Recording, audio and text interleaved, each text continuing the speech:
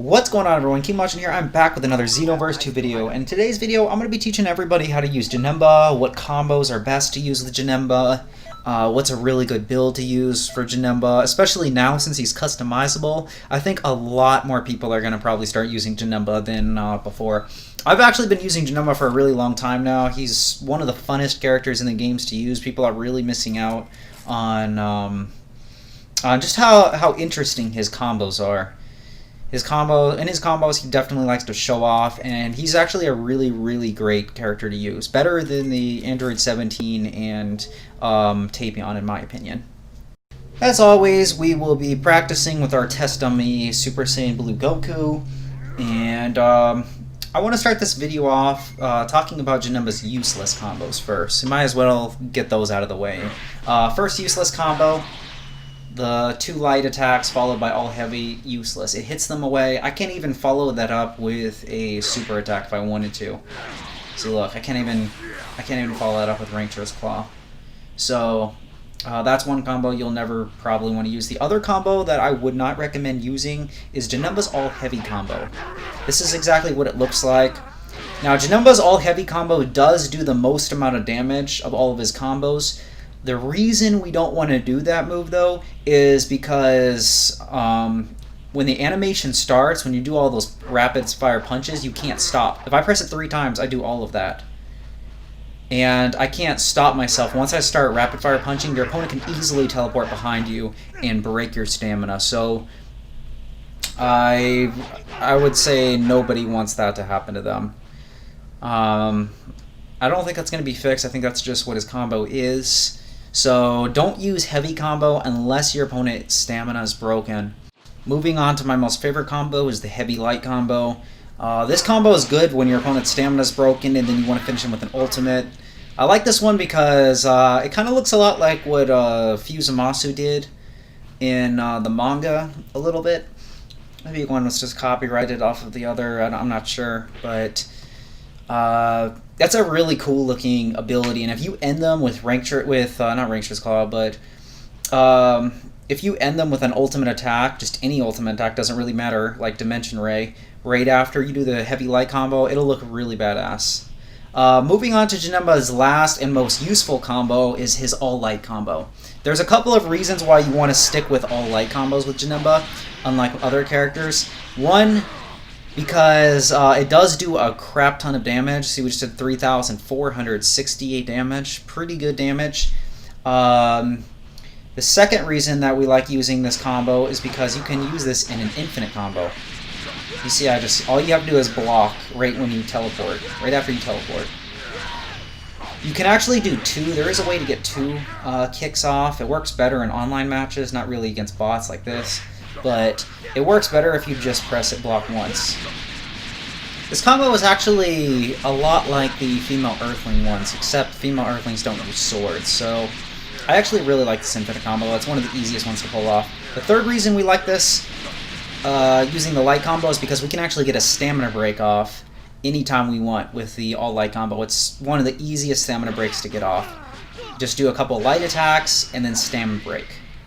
I did just do the light stamina break, but I believe the heavy one works as well, so you can do that.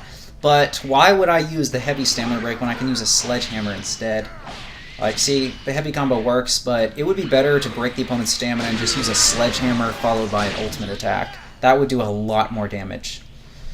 So, again, you can use either one of these. If you do end up having a build that doesn't have sledgehammer, like the one I have does not use sledgehammer because he's a key blaster, you can always go with the heavy stamina break, but I personally like doing the light stamina break because I can also get them in combos like this, and then I can finish them with Dimension Ray. This is one of my favorite finishers to do, just because it does a lot of damage and you can look badass at the same time. So, moving on to Janemba's next combo. This one is just for getting extra damage on your opponent. If your opponent is a stamina conserver, you just want to get a lot of damage real quickly.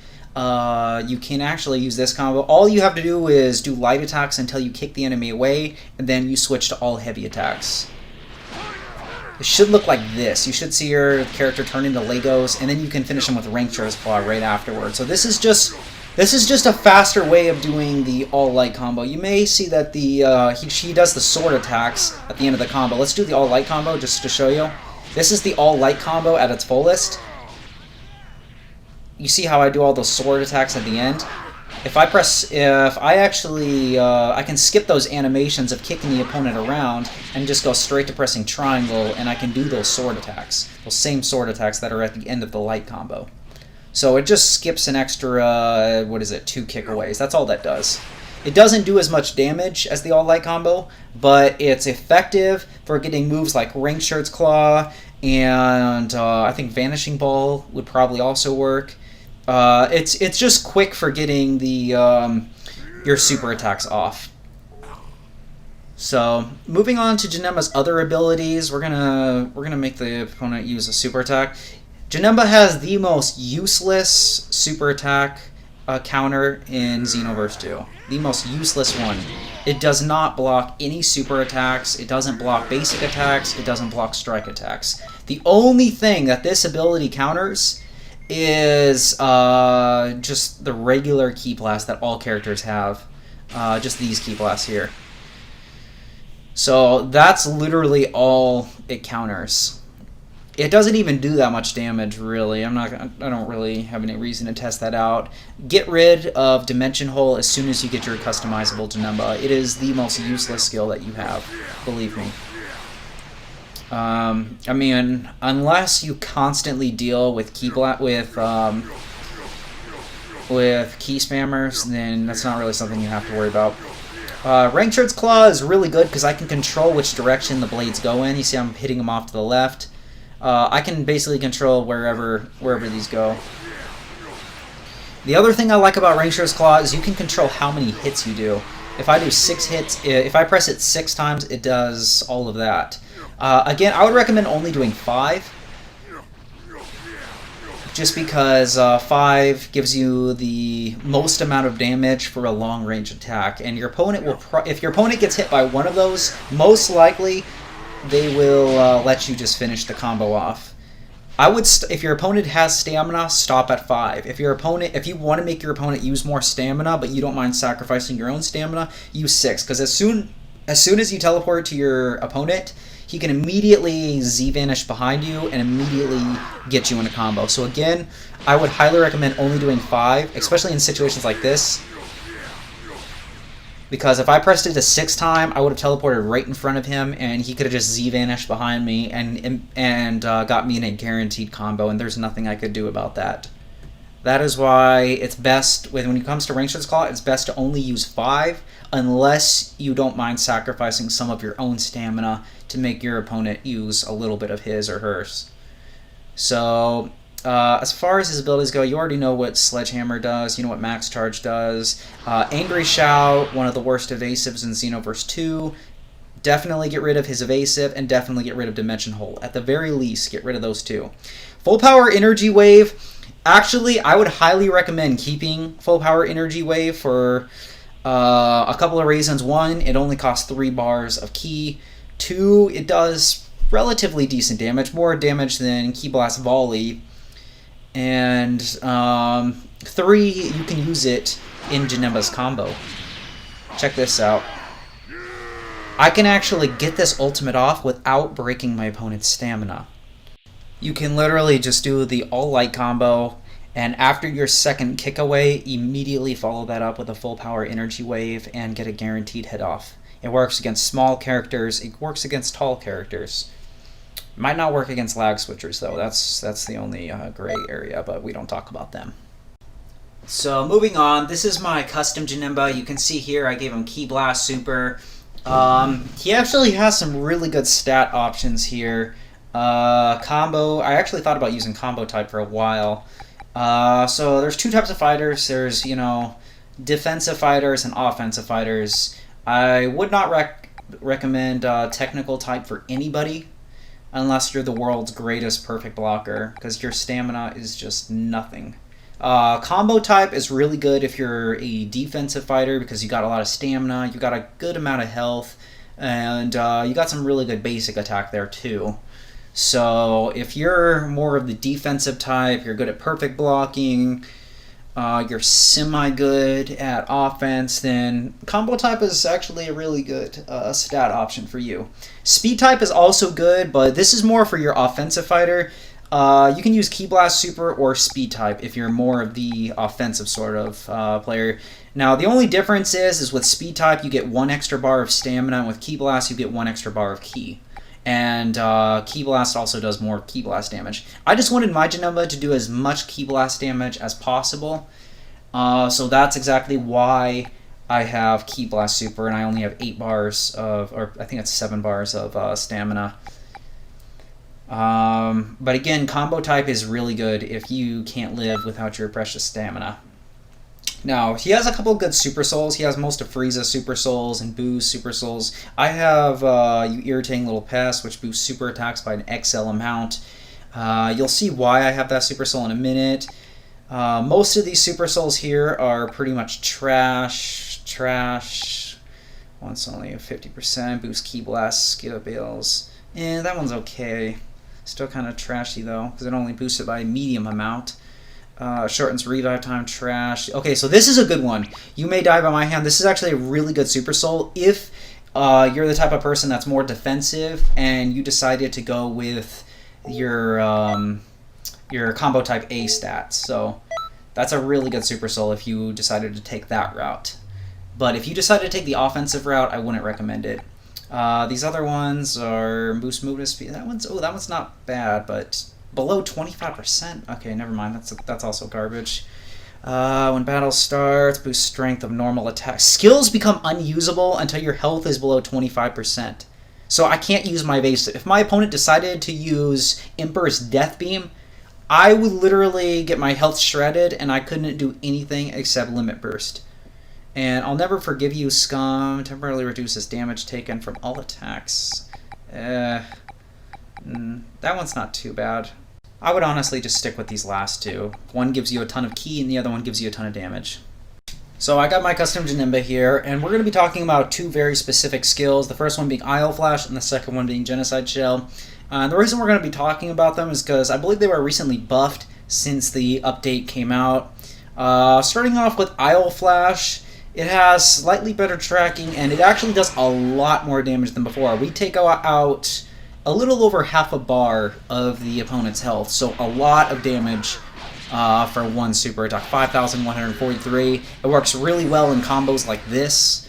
That's also why we have that fast combo, and also the all light combo. It works really well for stuff like this. See, that does 5,143. Let's see how much my 3-bar ultimate does. Ultimate does about 9,000.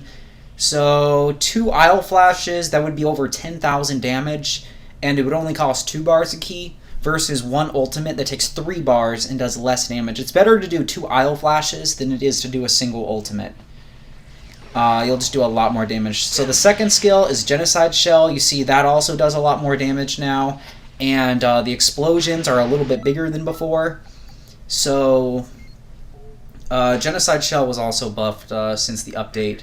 The reason we have Genocide Shell, we have actually a couple of reasons to use it. One, if I were to use ki and I wanted to get it back in the mix of battle, I could throw out these Genocide Shells and then I could immediately use Burst Charge. Boom, I just got 2 bars, so now I got 4 bars back. I can get at least 4 bars back before making the opponent use, before the opponent is able to get me out of there.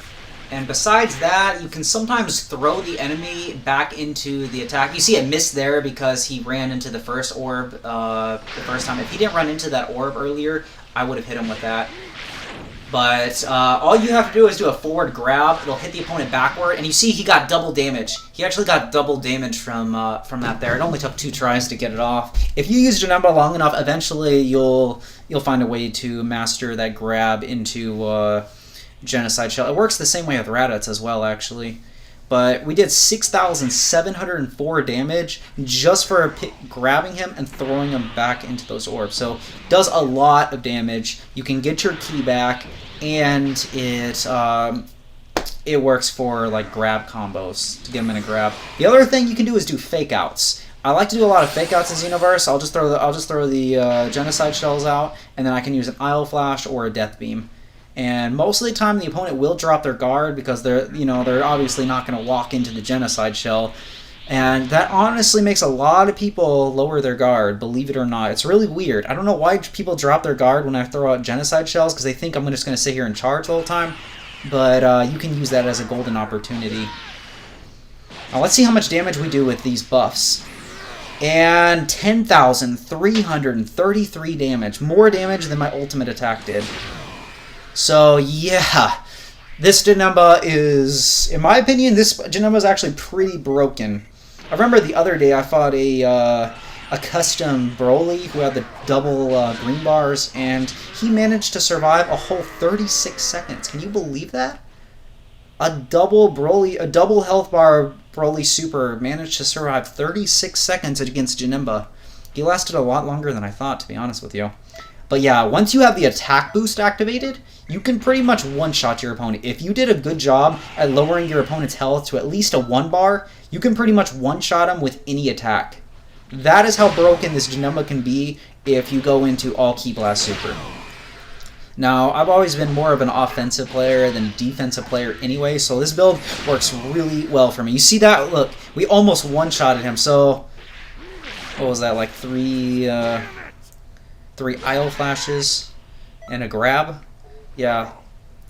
Let me know what you think about this build. Do you think it's broken? Do you think that fighting a Janemba of this caliber would be unfair in a PvP match, considering he can take out a double health bar Broly in 36 seconds? Against another player who actually knows how to play, not just a noob, like someone who actually knows how to play. I wish I was recording that video, but I really like this new Janemba. Let me know what your comments are on Janemba below, and if you have any questions, I'll try to answer you back as soon as possible. I hope to see a lot more Janemba players out there in the future. I'll catch you in the next video. Peace.